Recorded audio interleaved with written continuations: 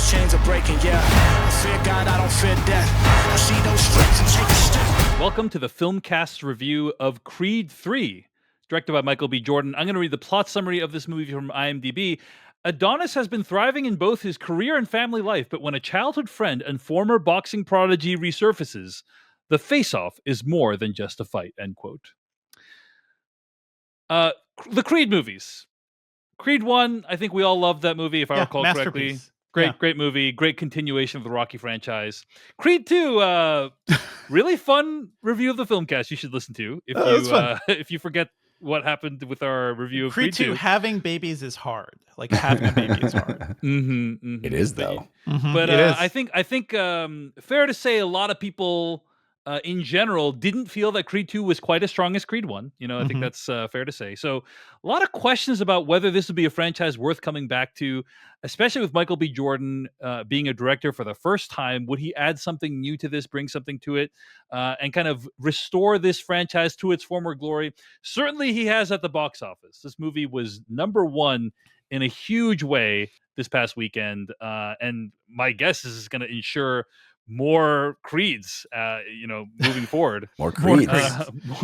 More Creeds. How about instead of more Creeds, the description that you read from IMDb ended with a certain phrase that made me go, these two actors should do Face Off.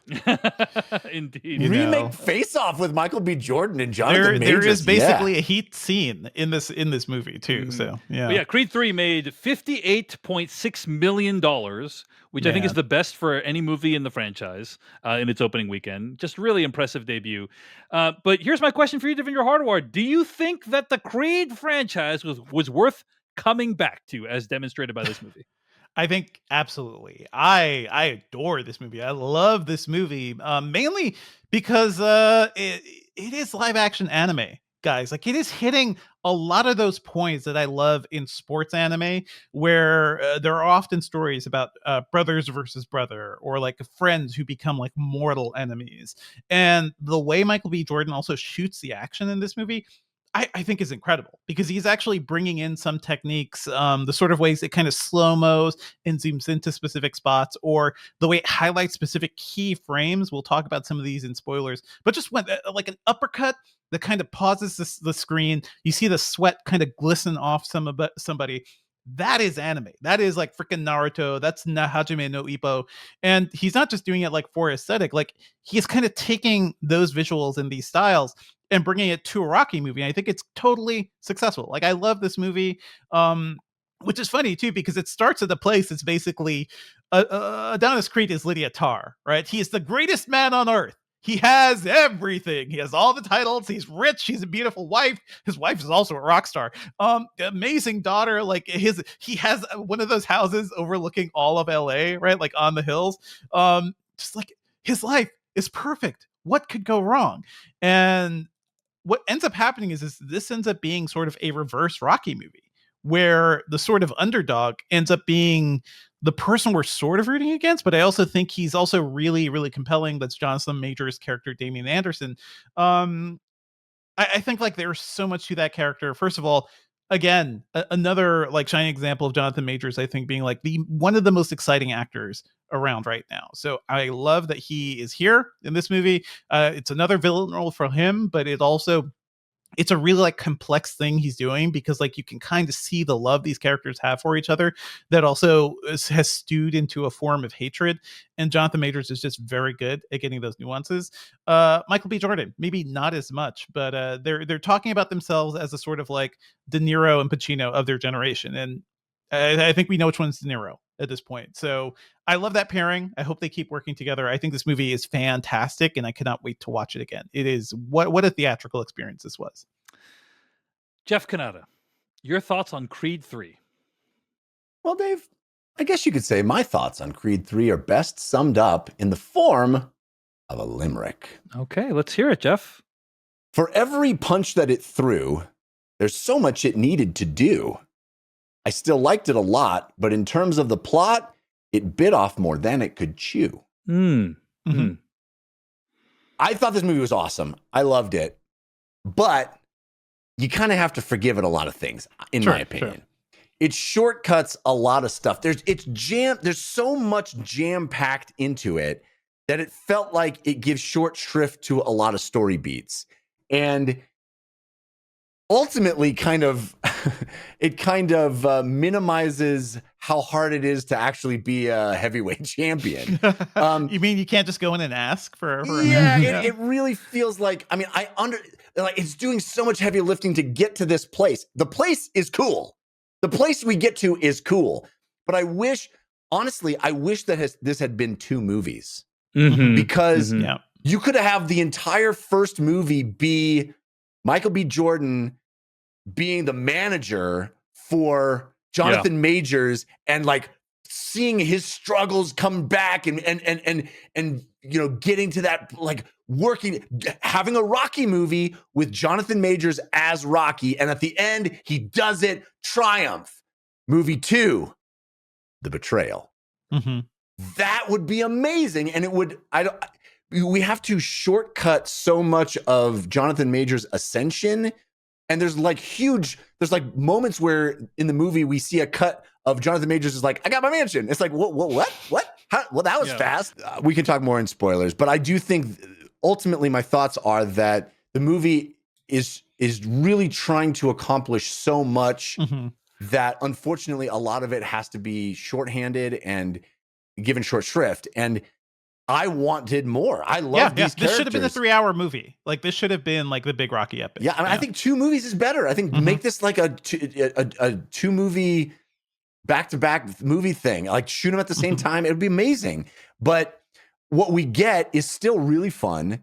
The action is really cool. There's a few things that I'll talk about in spoilers that kind of didn't work for me. Like when it goes super anime at the end. I don't. Ultimately, divisive, but also I applaud the effort. I applaud him taking that chance. It's a classic Devindra Hardawar big swing, and I love. You know, I know you love a big swing. I love a big swing when it works, but I don't. I think what you want out of a Rocky movie or a Creed movie or this franchise is that the end is the most impressive thing, and I don't think that's the case. I think the middle is the most impressive thing, and I don't think the end trumps what we've seen before it, and ultimately feels a little unsatisfying for me. Yeah, but I think really fun movie. I like it. I've recommended it to friends. I think it's good. I just think it could have been better if it had a little more room to breathe. It's also hard to root for one of the richest and most successful people on the planet. Apparently, like that is essentially who we're rooting for. So it's tough. I'll share some quick thoughts so we can go into spoilers. I won't play the bumper today. But I think that I basically agree almost completely with Jeff. I think the experience of watching this movie is awesome. Like, it's a visceral theatrical experience. The fight scenes are interesting. They're like, at this point, we have seen dozens, if not hundreds, of boxing scenes in our lifetimes, right? In movies. And Michael B. Jordan really went for it. He's like, I'm going to try some stuff you haven't seen before. Yeah. He talks about like parallaxing, like the way they kind of pan around the characters too, that really changes the foreground, the background. Like it felt like bullet time at times. It was like really cool stuff. And so I got to admire him. Like, I don't know that all of it works, but I got to admire him for like being like, hey, we already know what a good boxing match looks like. We don't need to see that again. Can we show it in a way that you haven't seen before? And I really applaud him for taking the chance there. Jonathan Majors, he has now been in 2 back-to-back #1 movies at the box office, and he's great in both of them. And I'm just going to say he should have been the main character of both of them. I think those 2 movies would have been better. Like, this movie would have been better if Jonathan Majors, as you said, Jeff, was the protagonist. And you know, I think he is the more interesting character. He has the more interesting story in this movie. He has the more interesting performance. And I wish it was like, what we need more of Jonathan Majors in this movie and more of that storyline. And the final act, the first 2/3, I was like, that was amazing. I watched the first 2/3, like, that was amazing. That was like, wow, like spectacular. And then it felt like they tried to cram a whole other movie into the final third. Yeah. And that's when it really starts to fall apart, because you just feel like there's a lot of stuff missing. I like it also, overall. We're all asking, where's Rocky the whole time too? So that was weird. Yeah. And for the record, right? There seems to be some challenges between Rocky and I want to say Irvin Kershner, I think. Looking up. Sorry, Sylvester Stallone. Yeah.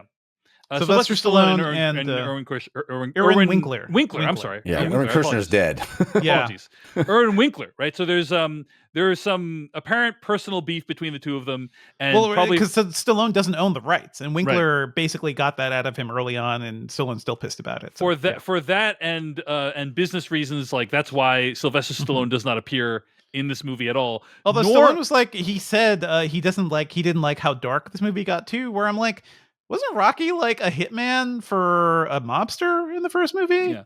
Like, nor is the thing about not even is Sylvester Stallone and Rocky not in the movie, but like Rocky's contemporaneous whereabouts are not even mentioned in the movie. Right? Like they mention him as a person. Yeah, they mention him as a person for sure, but like it's not like, hey, Rocky was sad he couldn't make it to the fight tonight. You know, like no one says anything like that. It's a shame because there's a distinct moment in the movie that would have been amazing to have just a short cameo where he like gives his advice about. It would be so cool where he just would like consult with Rocky and then Rocky would be like, you gotta do it. Just You FaceTime gotta do Rocky. it. Come on, do a Magic Mike 3. Yeah. So, but yeah, it's a bummer that he's not in the movie. But anyway, wanted to mention that. Okay, well, anyway, let's talk about full spoilers now. So, like, the first 2/3 of the movie culminates with Jonathan Majors' character taking the heavyweight championship title, and the way that plays out, I thought was just incredible. Like, his fight with Felix.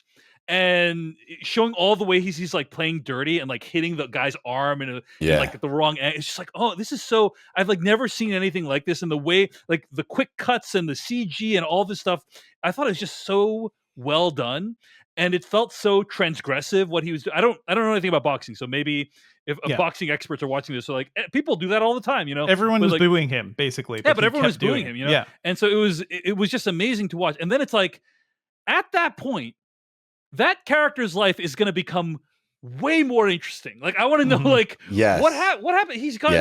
He went from living in a 0-bedroom apartment to now he has a massive thing with like a LA view and sponsorship deal. All that. What is that guy's life like? We get none of that. We get none of that. And then there's a scene in the trailer where he's like, yeah, he's gonna come after all of it. Like Donnie's like, he's gonna come after everything, and then Tessa Thompson's like, well, then you got to stop him. He's like, by fighting, by giving him more attention, by fighting. Like, and what does it mean? He's gonna come after. What does that even mean? Like, well, he doesn't show much of this, but he was like bad mouthing them on the media. Like, this is exactly. very much it's all off screen though. It's all off. That could have been an entire movie. Yeah, that could have been a whole movie, and you could have built that all up, and it would have been amazing to see that. You could have had more Jonathan Majors fights. We could have seen him as the champ, like beating other people, and they're like, "Oh my gosh, this guy's not just a flash in the pan. He's not just a one-time thing. Like he's actually a legitimate champion." You could have built all of that up, and then he's like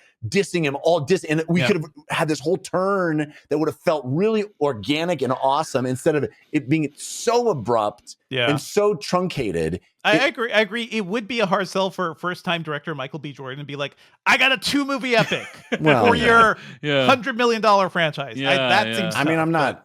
Right. I'm not considering the realities of filmmaking might have prevented him from I do that want a happen, super long director's cut, though. Like, this does feel like a movie where I want to sit with this world. I do want to see what's up with Damien's character, because he is more interesting. Like, there's always something going on in his head and in his eyes, too. Yeah. And you kind of see that even from the beginning. That opening scene where, they kind of meet each other for the first time. They have a Heat Diner moment where they're just like, these two opposing forces where it's like, oh yeah, like the sort of like underlying rage that Damien has is there, and you could totally feel it. And it's that's so awesome. It's like, I don't want your money. Yeah. I want everything. It's so you don't even know that at the time, but it's kind of like Cape Fear at a certain point too, like where he just kind of keeps popping out, like, oh, he's in his house now, he's at this dinner, kind of like leading his wife on in certain ways with certain ideas, that never really pays off either. Like all of that could have had more time, could have been more sinister. He could have really developed into a villain that we like. That part of the end of the movie felt so anticlimactic to me.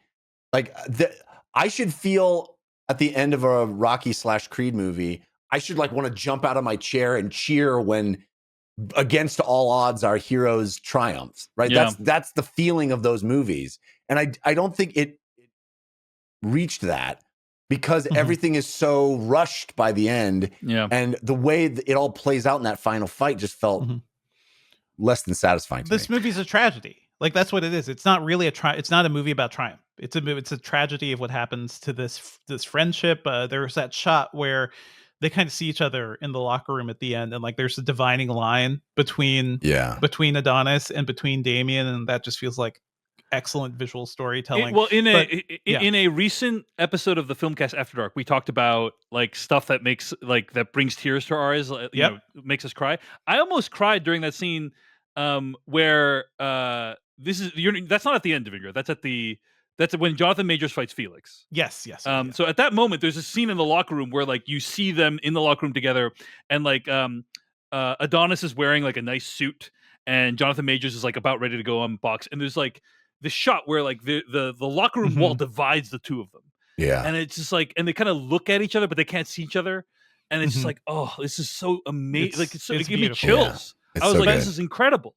The tragedy of this movie is that this beautiful friendship, like they had a true friendship, and they just these are dudes who fight. They don't use words, and that whole thing about, you know, Tessa Thompson yelling at him for that. This is how you kind of deal with an emotional argument, by hitting each other. Well, this is a very anime thing. This is kind of my overall beef with this movie and this franchise, is like the problem that we have with these movies, in my opinion, is that violence is the solution for everything. Like I felt the psychological reality of this film chafing against the genre expectations of this movie. Right? Because there's a moment when like Michael B. Jordan's character is like, hey, I need to come to terms with my guilt over what I have done to my friend, or like how I handled the situation. And the solution in a boxing movie is always going to be fight it out in the ring. It's never going to be, let's have a 3-hour long conversation about it. And I think that's a shame, because they do have this like moment at the end where they're like, it ain't on you, and he's like, it wasn't on you either, you know. And that's the whole. I kind of like that moment. I like that moment because I wish it had been 10 times longer. You know, I wish it had been like, I wish that had kind of been the resolution. Now wouldn't have been enjoyable as a movie. We but just it's talked about Crouching Tiger, right? And I feel like every fight in that movie is a conversation. And I feel like that is kind of the same thing happening here. The unfortunate thing is boxing is a real thing. Yeah, that's the thing. Do actually get hurt. We're not fighting it amongst bamboo, right? Like the bamboo stuff is so fantastical. You can be like, this is metaphorical in some way. This is like, there's an actual boxing. Then it does go there. The movie absolutely tells you it's a metaphor. Like explicitly. We're in the transitions Bollywood into metaphor mode. You know. Yeah, but I think you know what I'm saying, which is that like I wish the solution for these two people wasn't let's beat the shit out of each other. You know, like honestly, I feel that, and I understand where you're coming from, but I also think that if the movie, you know, back to my thesis statement here, if the movie had expanded that and that third act into something more substantial, and you see the inevitability of like the only way it's going to work is if we fight, like that. If he had been constantly, you know, we see him constantly attacking Creed and attacking his family and building that up, and like and delegitimizing his legacy and all that stuff. If like it had become about, the only way I can do this is publicly and by showing that I'm still the champ. Like none of that gets enough time to develop that it even makes sense that he goes back in the ring. It's like you're right. There is a world where like that makes emotionally satisfying sense, that's the only way for him to resolve his problems. And I guess in the text of the movie, it is technically true, but like we didn't feel it, right? We need more time, and there's the whole thing with his daughter too, fighting because like she learned it from you, Dad. You know, like this, and his solution is basically to teach her how to fight. I don't think that's necessarily a bad thing. Like I've seen people complain about this, but I spent 6 years doing martial arts. You know, like I spent a long time doing this stuff. Anybody working in like a rigorous like anything where you're training to fight, the whole idea is about the discipline of it, and not like always going out there to fight, and kind of trying to restrain yourself and what you're capable of. And I feel like that was also, I wish more time was spent on that, because I like the daughter character too in this movie. Yeah. But anyway, I think our issues with the movie have been made Mhm. pretty clear at this point. It does feel like a lot of stuff really overstuffed a little bit. Felicia Rashad's death, Tessa Yeah. Thompson's arc, like all these things, kind of like So it felt rushed, all of it. It felt a little bit rushed. But This movie what is the movie- exactly 2 hours long, and you Yeah. kind of feel like somebody was like, no more. Mhm.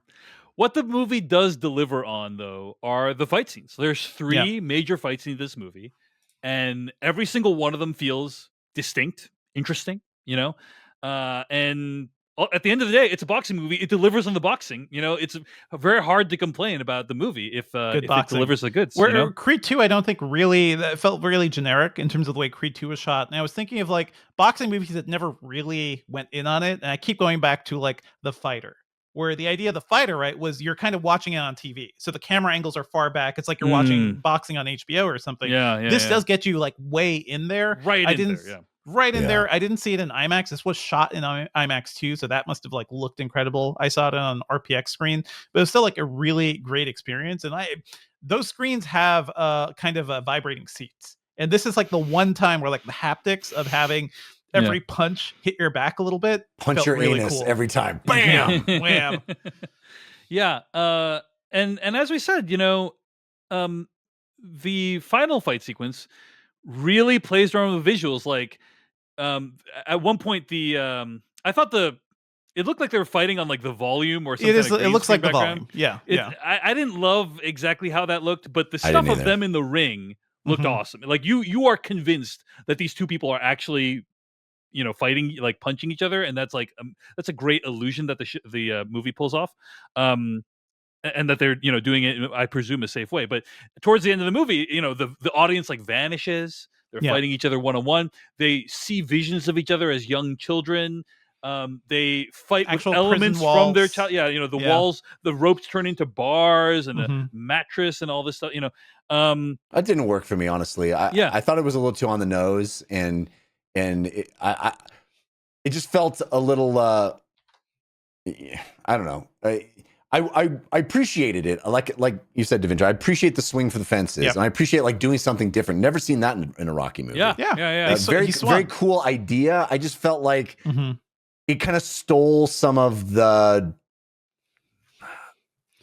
impact of the moment for me. It didn't accentuate it. It kind of reduced it. I mean, I am more of the opinion that it was worth doing because it's like we've already seen that fight so many times already. Like the concluding fight with the guy and the villain that he must vanquish. It's like, how could they have done that in a way?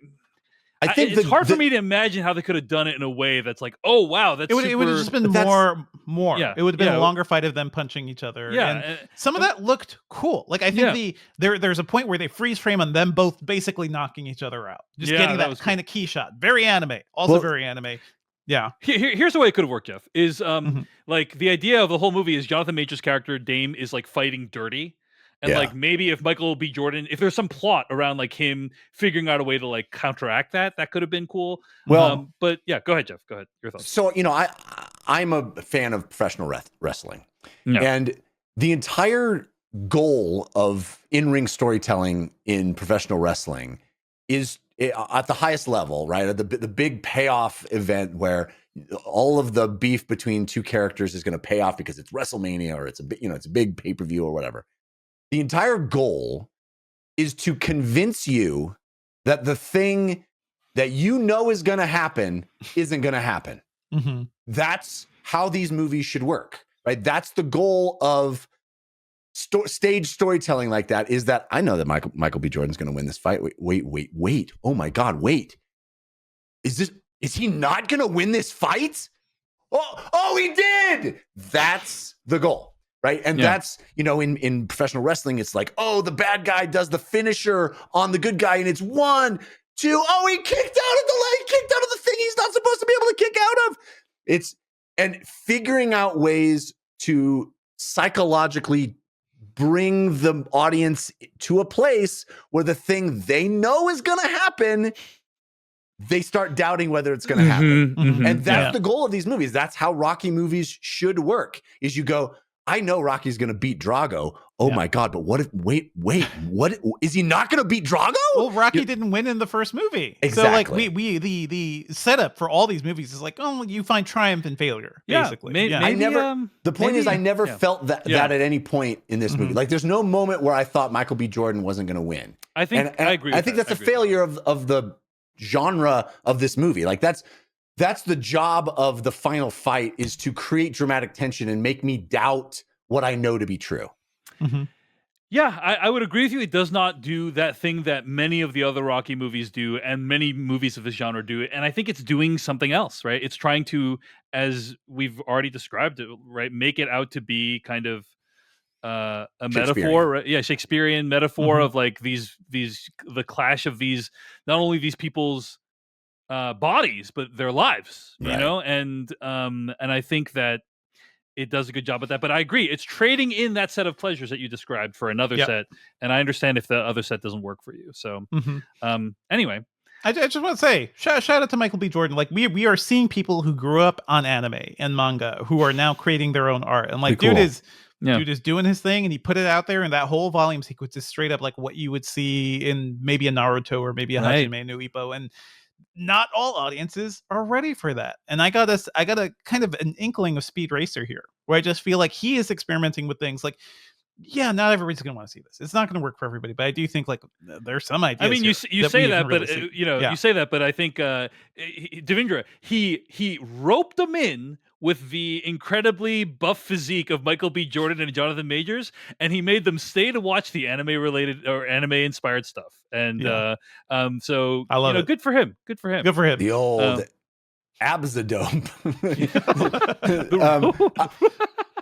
I mean, we haven't really talked about it, but like both Michael B. Jordan and Jonathan Majors look incredible in this movie. Yeah. I mean, you guys were talking about Jonathan Majors a little earlier. I want to underscore that. And especially seeing him just in Ant-Man and the Wasp Quantumania, like how different he is in this movie, how he moves in this movie. I mean, he's got like this Mike Tyson in the ring, like the way Tyson used to move and kind of be small. It's really interesting what he's doing, and how very much not Kang he is, or any other character I've seen him play. He's really doing something physically and with his voice.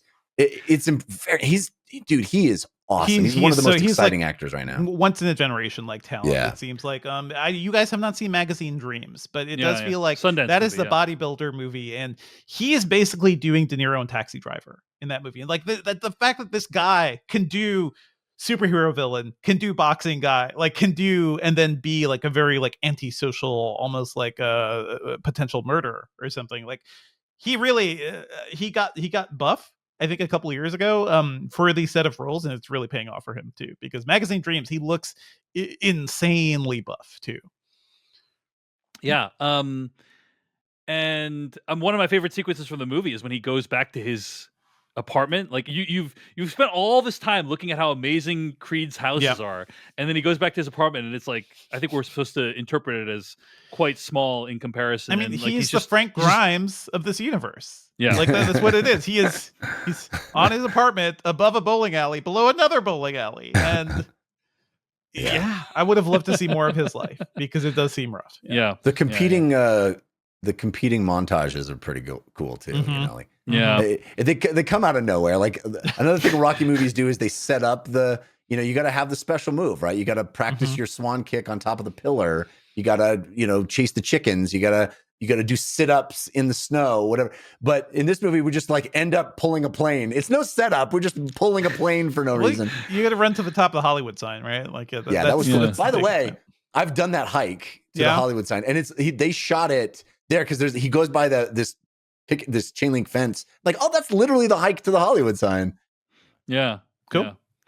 Anyway, I think overall, it sounds like, despite our qualms, Jeff, we both really still enjoyed it. It's really good. It's a great experience. I just wanted more. I want more. I just wanted to see it more fleshed out. But I hope we get a director's cut or something. I feel like they did shoot some stuff, because it just seems like disjointedly edited at times. Yeah.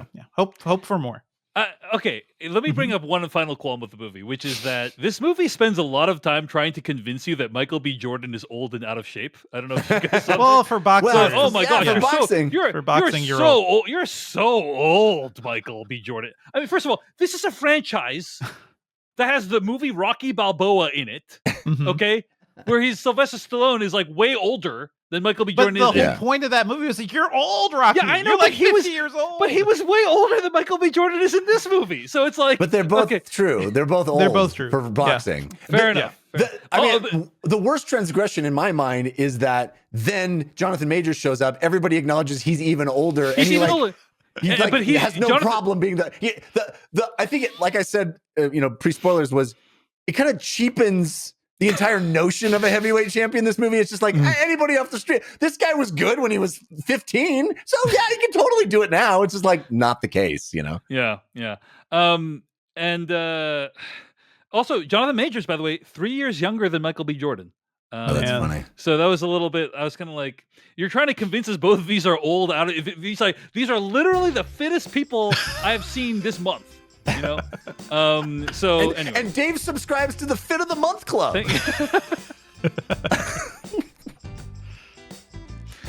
At the end of the day, it's really impressive that Michael B. Jordan made a movie. Thank you so much for watching this video of the Filmcast.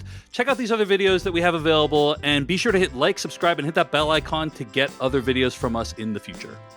You can also go to thefilmcast.com to catch all of our audio podcast versions of all of our episodes. And support this podcast at patreon.com/filmpodcast, where you can sign up for ad-free episodes and exclusive After Darks.